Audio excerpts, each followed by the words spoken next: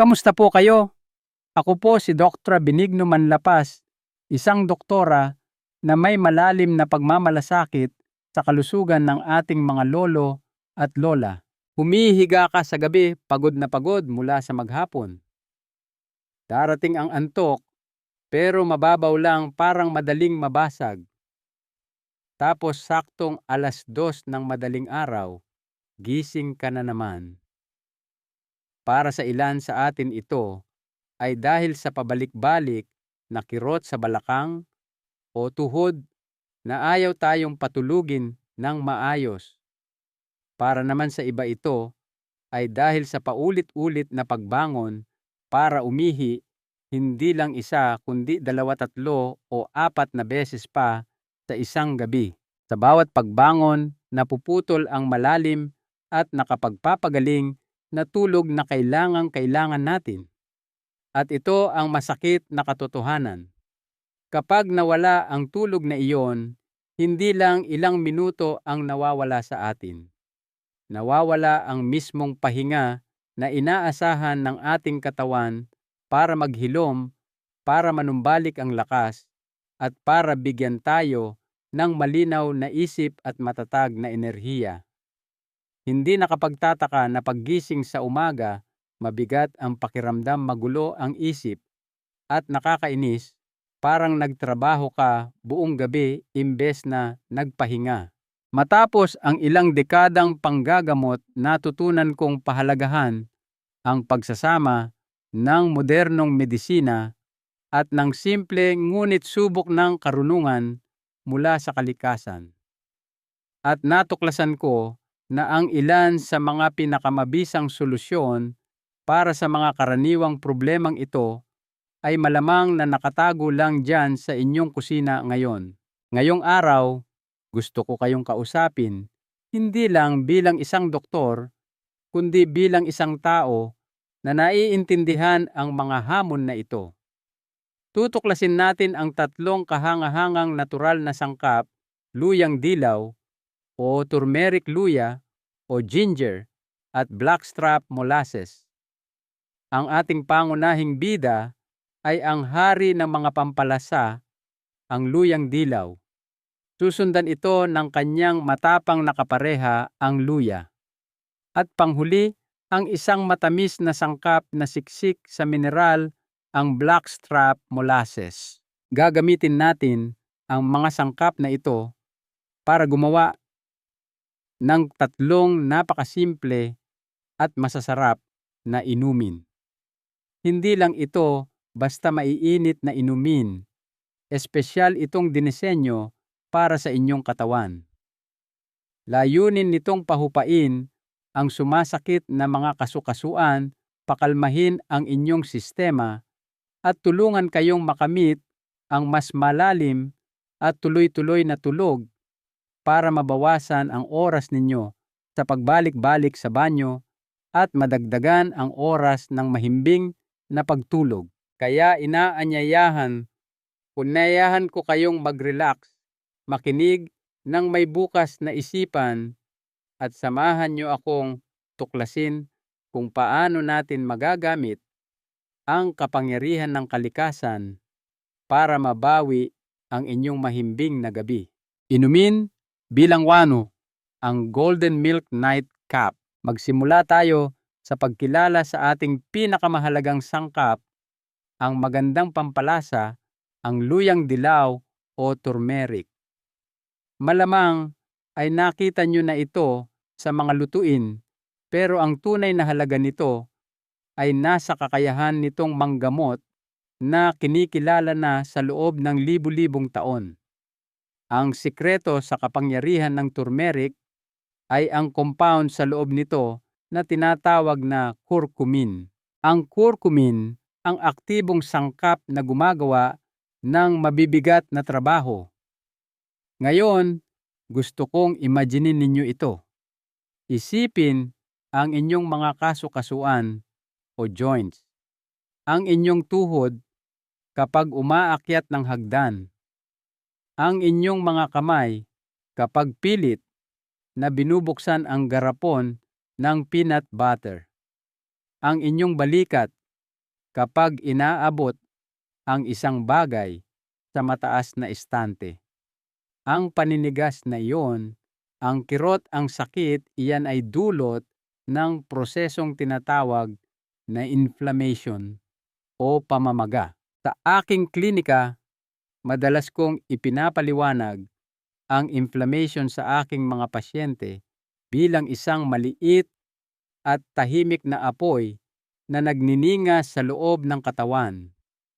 Noong tayo ay bata pa, ang ating katawan ay napakahusay, parang isang magaling na bumbero sa pagpatay ng mga apoy na ito. Pero habang tayo ay nagkakaedad, ang ating internal na bumbero ay medyo bumabagal at nababawasan ang galing. Ang maliliit na apoy na ito ay patuloy na nagbabaga araw-araw. Ito ang tinatawag nating chronic inflammation, at ito ang ugat ng sakit at paninigas sa mga kondisyon tulad ng rheuma o osteoarthritis. Dito pumapasok ang curcumin, ang ating bayani mula sa luyang dilaw. Ang curcumin ay isa sa pinakamakapangyarihang natural na anti-inflammatory na natuklasan. Kumikilos ito na parang isang master na bumbero. Hindi lang basta tubig ang binubuhos niya sa apoy. Pumupunta siya sa pinagmulan at pinapakalma ang mga senyales na nag-uutos sa apoy na magningas. Sa paggawa nito, nakatutulong ito na mabawasan ang pamamaga, paninigas at sakit sa inyong mga joints. Kapag kalmado ang inyong katawan at hindi kumikirot, mas madaling humanap ng komportableng posisyon sa kama at manatiling tulog. Ngunit may isang napakahalagang impormasyon na dapat ninyong malaman para lubusang makinabang sa turmeric. Ang curcumin ay hindi madaling naa-absorb o nasisipsip ng ating katawan. Para itong isang espesyal na pakete na wala tayong tamang susi para buksan. Salamat na lang at nagbigay ang kalikasan ng susi, at nakakagulat na napakasimple lang nito, paminta o black pepper. Ang kakarampot na paminta ay naglalaman ng compound na tinatawag na piperine. Ang piperine ay isang bioenhancer. Isipin nyo ito sa ganitong paraan. Kung ang curcumin ay ang mahalagang pakete, ang piperine naman ang delivery service na nagsisigurong makararating ang pakete sa loob ng inyong cells kung saan ito kailangan. Sa katunayan, ang pagdaragdag lang ng isang kurot ng paminta ay magpapataas sa kakayahan ng inyong katawan na gamitin ang curcumin ng higit sa 2,000%. Isa itong kamangha-manghang halimbawa ng pagtutulungan ng mga natural na sangkap. Kaya ang gintong tuntunin ay kapag gagamit kayo ng turmeric para sa kalusugan, laging-laging samahan ng kurot ng paminta. Ngayong naiintindihan na ninyo ang dahilan, dumako naman tayo sa pamamaraan. Ang ating unang recipe ay isang klasikong paborito na tinatawag na golden milk. Narito ang mga kakailanganin ninyo.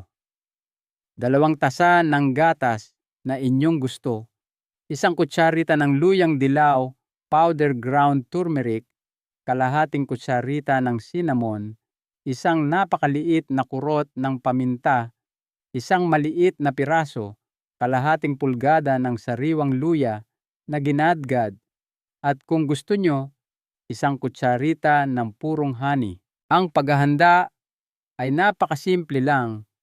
Una, ilagay ang gatas sa isang maliit na kaserola sa mahinang apoy. Sunod, ilagay ang turmeric, cinnamon at ang napakahalagang kurot ng paminta. Pagkatapos, igadgad ang sariwang luya diretso sa kaserola. Haluin ng dahan-dahan habang umiinit sa loob ng 5 hanggang 10 minuto, pero huwag hayaang kumulo. Hinahayaan nito ang mga pampalasa na humalo ng husto sa gatas. Kapag mainit na at mabango, patayin ang apoy. Kung gagamit kayo ng pampatamis, ihalo na ito ngayon.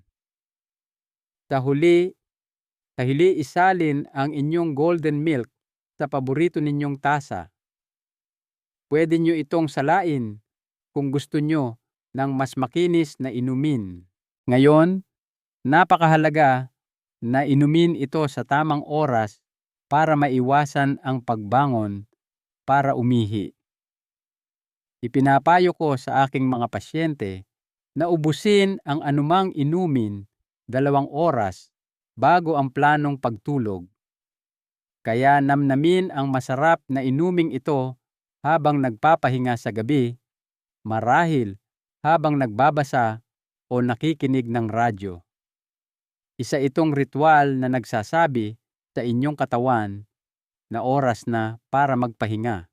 Kung nakatutulong sa inyo ang impormasyong ito, pakiclick naman po ang like button at sa comments, pakibahagi kung saang probinsya o syudad sa Pilipinas kayo nanonood at kung mayroon kayong tradisyonal na inumin, pampatulog sa inyong lugar. Gusto ko pong matuto mula sa inyo. Inumin bilang 2, ginger and molasses, soother. Sige, ibaling naman natin ang atensyon sa 2 pang kahangahangang sangkap. Umpisahan natin sa luya. Ang luya ay malapit na kamag-anak ng turmeric at maganda ang kanilang tambalan. Ang pangunahing compound sa luya ay tinatawag na gingerols at napakalakas din nitong panlaban sa pamamaga. Gustong-gusto ko ang luya dahil nagbibigay ito ng malalim na init sa katawan. Ang init na ito ay tumutulong para gumanda ang daloy ng dugo, pinare-relax ang mga naninigas na kalamnan at pinapawi ang pakiramdam ng panlalamig sa mga kasu-kasuan. Ang luya ay napakahusay din para sa tiyan. Habang tayo ay tumatanda, ang ating tiyan ay nagiging mas sensitibo. Ang kaunting luya sa gabi ay nakatutulong pakalmahin ang sikmura para maiwasan ang impatso o kabag na pwedeng sumira sa tulog. At dadalhin tayo nito sa ating ikatlong sangkap, ang blackstrap molasses. Mahalaga na ang gamitin ninyo ay blackstrap molasses, hindi yung ordinaryong molasses lang. Ito ay ang malapot at maitim na syrup na naiiwan matapos ang huling pagpapakulo ng tubo. Ang natitira ay siksik sa minerals. Para sa atin, mayaman ito sa 3 mahalagang mineral: magnesium, calcium, at iron. Ang magnesium at calcium ay pampakalma mula sa kalikasan. Mahalaga ang mga ito para pakalmahin ang ating nerves at i-relax ang ating muscles. Kung madalas kayong pulikatin o mayroong restless leg syndrome, madalas ay senyales ito ng kakulangan sa magnesium. Ang iron naman ay mahalaga para sa lakas. Ang karaniwang dahilan ng laging pagod kahit nakatulog naman ay mababang iron. Ang blackstrap molasses ay mahusay na pagkukunan nito. Gamitin natin ang 2 sangkap na ito para sa ating ikalawang inumin. Kailangan nyo lang ng 1 tasa ng mainit na tubig, 1 pulgadang piraso ng sariwang luya na hiniwa ng manipis at 1 hanggang 2 kutsarita ng blackstrap molasses. Napakadali lang gawin. Una, ilagay ang mga hiwa ng luya sa matibay na tasa. Sunod, ibuhos ang mainit na tubig sa luya at ibabad ito ng hindi bababa sa 5 minuto. Hinahayaan nito ang tubig na makuha ang bisa ng luya. Pagkatapos ilagay ang 1 kutsarita ng blackstrap molasses at haluin ng maigi hanggang matunaw. Ang inuming ito ay tunay na gamot. Pinapakalma ng luya ang tiyan at nagbibigay ng init, habang ang molasses ay nagbibigay ng magnesium at iron para pakalmahin ang inyong nerves at muscles. At muli, siguraduhing inumin ito 2 oras bago matulog. Inumin bilang 3 Sleep Deep Pain-Free Power Tea. Inumin bilang 3 ang Sleep Deep Pain-Free Power Tea. Nakita na natin ang galing ng bawat sangkap. Ngayon, oras na para pagsamahin ang 3 para sa ating pinakamabisang recipe sa gabi. Tinatawag ko itong Sleep Deep Pain-Free Power Tea. Ito ang pinagsama-samang galing ng lahat ng ating tinalakay. Bago natin ito gawin, balikan natin saglit ang isyu ng madalas na pag-ihi sa gabi. Sa medisina, tinatawag itong nocturia at isa ito sa pinakamalaking istorbo sa tulog ng mga nakatatanda. Bagamat ang inuming ito ay hindi direktang gamot, ang mga sangkap nito ay malaking tulong. Ang mabisang anti-inflammatory effect ng turmeric at luya ay nakatutulong na bawasan ang iritasyon sa buong katawan kasama na ang pantog. Ang naiiritang pantog ay nagpapadala ng senyales na puno na ako sa utak ng sobrang dalas. Sa pagpapakalma ng pamamaga, pwedeng mabawasan ang pakiramdam na ihing-ihi ka na. Dagdag pa sa pagtulong nito na makatulog ka ng malalim, na bibigyan mo ng tsansa ang katawan na maibalik sa ayos ang natural na ritmo nito. Kaya ihanda na natin ang pinakamabisang tsaa pampatulog. Narito ang kailangan: 1.5 tasa ng tubig, 0.5 kutsarita ng turmeric powder, kakarampot na paminta, 0.5 pulgada ng sariwang luya, at 1 kutsarita ng blackstrap molasses. Ganito ang gagawin para masulit ang bisa.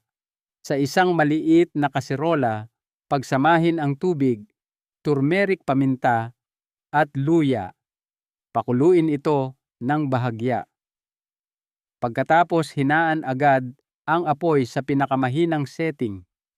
Hayaan itong nakasalang sa mahinang apoy sa loob ng 10 minuto. Ang mabagal na pagpapakulo ay lumilikha ng matapang at siksik na sabaw. Pagkalipas ng 10 minuto, patayin ang apoy. Dahan-dahang isalin ang tsaa gamit ang salaan papunta sa inyong tasa. Sa huli, ihalo ang blackstrap molasses hanggang matunaw. Ang inuming ito ay perpektong pangwakas sa inyong araw. Ang turmeric at luya ay lumalaban sa sakit ng kasukasuan. Ang luya ay pampakalma ng tiyan at ang molasses ay nagbibigay ng mineral para ma-relax ang muscles. Gaya ng dati, inumin ito 2 oras bago matulog. Pagpili at pagtatago ng inyong mga sangkap. Bago tayo magtapos, gusto kong maglaan ng oras sa isang mahalagang paksa: ang kalidad ng inyong mga sangkap. Gaya ng gamot, ang pagiging puro at sariwa ng gagamitin nyo ay may malaking epekto sa resulta. Narito ang ilang gabay para sa turmeric at luya. Hanggat maaari, piliin ang sariwang ugat sa palengke. Hanapin ang mga ugat na matigas, siksik at mabigat para sa kanilang laki na may makinis na balat. Iwasan ang anumang mukhang kulubot, tuyot o may malalambot na parte. Pag-uwi sa bahay, ilagay ito sa crisper o lalagyan ng gulay sa inyong ref. Tatagal ito ng ilang linggo. Kung marami ang nabili nyo, pwede nyong balatan at i-freezer para tumagal ng ilang buwan. Kung gagamit naman kayo ng powder, hanapin ang magandang klase. Ang kulay ng turmeric ay dapat matingkad na kulay dalandan o orange, hindi madilim na dilaw. Itago ang powders sa malamig at madilim na lagayan, malayo sa init ng kalan, dahil mabilis nitong mapapahina ang bisa ng sangkap. Para sa blackstrap molasses, siguraduhin na nakalagay sa label ay unsulfured blackstrap molasses. Ibig sabihin ginawa ito ng walang halong sulfur dioxide, kaya mas malinis at puro ang lasa. Ang molasses ay matagal masira. Itago lang ito sa garapon sa madilim na lugar o sa cupboard. Hindi na kailangang ilagay sa ref. Ang pagsunod sa mga simpleng hakbang na ito ay magsisiguro na makukuha nyo ang pinakamabisang tulong mula sa bawat tasa. Mahalagang paalala at alternatibo. Ngayon, bilang isang doktor, tungkulin kong sabihin na bagamat ang mga natural na lunas na ito ay napakaganda para sa karamihan, hindi ito para sa lahat. Laging mainam na kausapin ang inyong sariling doktor bago magdagdag ng bago sa inyong routine. Lalo na kung meron kayong mga sakit o umiinom ng maintenance na gamot. Partikular mag-ingat kung kayo ay umiinom ng pampalabnaw ng dugo tulad ng warfarin eliquis o kahit daily aspirin. Ang turmeric at luya ay may natural na katangian na pampalabnaw ng dugo at ang pagsasabay nito sa gamot ay maaaring magpataas ng peligro ng pagdurugo. Pangalawa, kung meron kayong history ng problema sa apdo o gallstones, mag-ingat dahil ang turmeric ay pwedeng magpasigla ng bile production na maaaring magdulot ng sakit. Ang mga taong prone sa kidney stones ay dapat ding mag-ingat. At panghuli, para sa aking mga pasyenteng may diabetes, tandaan na kahit mas mainam ang blackstrap molasses kaysa sa asukal, ito ay asukal pa rin at dapat isama sa bilang ng inyong carbohydrates. Kung kabilang kayo sa mga nabanggit, ibig bang sabihin ay bawal na kayong uminom ng pamparelax sa gabi? Siyempre, hindi. Ang isang ligtas na alternatibo ay ang simpleng tasa ng mainit na gatas na may kaunting cinnamon. Ang isa pang mahusay na pagpipilian ay ang chamomile tea na kilala sa pagiging banayad at pampakalma na makatutulong sa inyong makatulog ng mahimbing. Ang layunin ay mahanap ang ritual na ligtas at hiyang sa inyong katawan. Kaya ayan na po. 3 simple ngunit makapangyarihang recipe para matulungan kayong mabawi ang inyong tulog. Meron tayong golden milk, ang ginger at molasses soother, at ang ating ultimate sleep deep pain-free power tea. Gusto kong bigyang diin na hindi ito parang sleeping pills. Hindi ito magic na isang inuman lang ay okay na, kundi mga banayad na kakampi mula sa kalikasan. Ang tunay na bisa nito ay makukuha sa pagiging consistent o matiyaga. Hinihimok ko kayong gawing bahagi ng inyong gabi ang isa sa mga inuming ito. Ituring itong isang tahimik na oras para sa sarili bago matapos ang araw. Isang oras para sabihin sa inyong katawan na panahon na para magpahinga at magkumpuni. At tandaan, ang gintong tuntunin sa oras ubusin ang inyong inumin 2 oras bago ilapat ang ulo sa unan. Ang pagtanda ay dapat panahon ng kasiyahan, hindi ng pagod. Hindi nyo kailangang tanggapin na lang na ang sakit at putol-putol na tulog ay normal na bahagi ng pagtanda. Bilang doktor, masasabi ko sa inyo na ang pagbibigay sa inyong katawan ng tamang kagamitan para pagalingin ang sarili ay isa sa pinakamagandang magagawa ninyo. Isang mahalagang aral ang iiwan ko sa inyo.